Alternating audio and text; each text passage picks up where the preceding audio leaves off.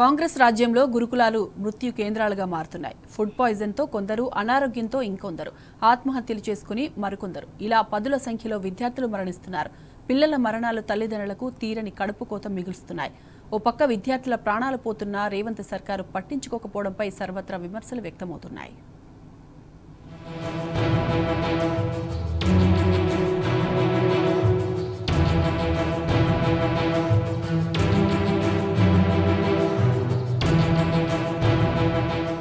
కాంగ్రెస్ పాలనలో విద్యా కుసుమాలు ఆదిలోనే రాలిపోతున్నాయి.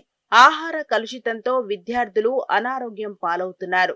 27 రోజులుగా మృత్యువుతో పోరాడి తుదిశ్వాస విడిచిన విద్యార్థిని శైలజ మరణం గురుకులాల్లో మృత్యుఘోషకు నిలువెత్తు నిదర్శనంగా మిగిలింది. కాంగ్రెస్ పాలనలో ఒక్కరు కాదు, ఇద్దరు కాదు, ఏకంగా 48 మంది విద్యార్థులు మృతి చెందారు. ఇంత జరుగుతున్నా సర్కార్లో చలనం లేకపోవడం ప్రభుత్వ నిర్లక్ష్యానికి నిదర్శనమని విద్యార్థి, ఉపాధ్యాయ సంఘాలు విమర్శిస్తున్నాయి. ఏడాదిగా హాస్టళ్లలో అనుమానాస్పద మరణాలు, బలవన్మరణాలు, అనారోగ్యం, కలుషిత ఆహారం తిని చనిపోవడం వంటి ఘటనలు పరిస్థితి తీవ్రతకు అద్దం పడుతున్నాయి.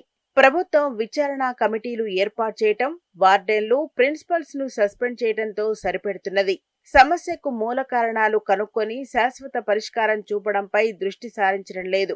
కనీసం మంత్రులు సమీక్ష జరపడం లేదంటే ప్రభుత్వ నిర్లక్ష్యానికి అర్థం చేసుకోవచ్చని విద్యార్థి, ఉపాధ్యాయ నేతలు ఆగ్రహం వ్యక్తం చేస్తున్నారు.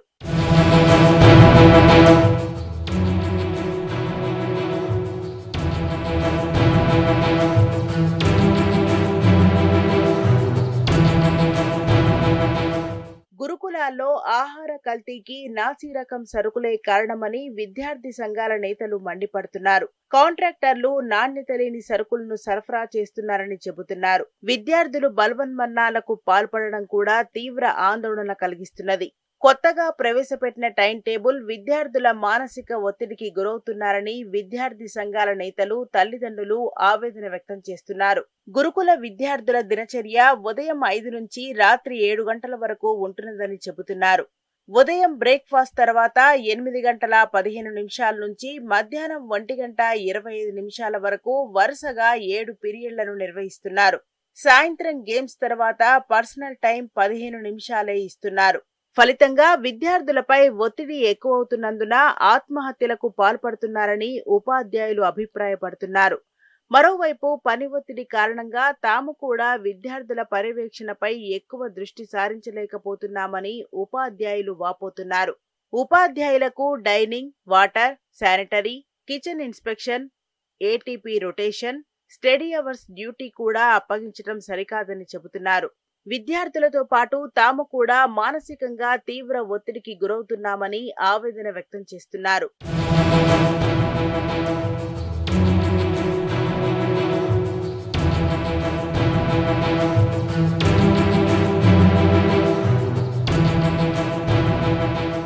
ఈ ఏడాది జనవరి 22న నల్గొండ జిల్లా కొండమల్లేపల్లి ఎస్సీ గురుకులంలో 9వ తరగతి విద్యార్థిని భార్గవి ప్రార్థన సమయంలో కళ్లు తిరిగి పడిపోయింది.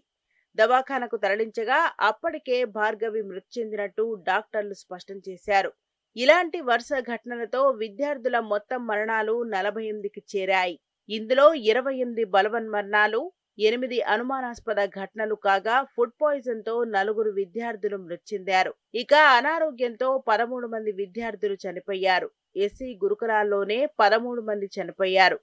రాష్ట్ర వ్యాప్తంగా ఈ ఏడాది 38 గురుకులాల్లో కలుషిత ఆహార ఘటనల్లో 886 మంది విద్యార్థులు అస్వస్థతకు గురికాగా 4 చనిపోయారు. ప్రభుత్వం ఇకనైనా గురుకులాలపై దృష్టి పెట్టాలని విద్యార్థి, ఉపాధ్యాయ సంఘాలు డిమాండ్ చేస్తున్నాయి.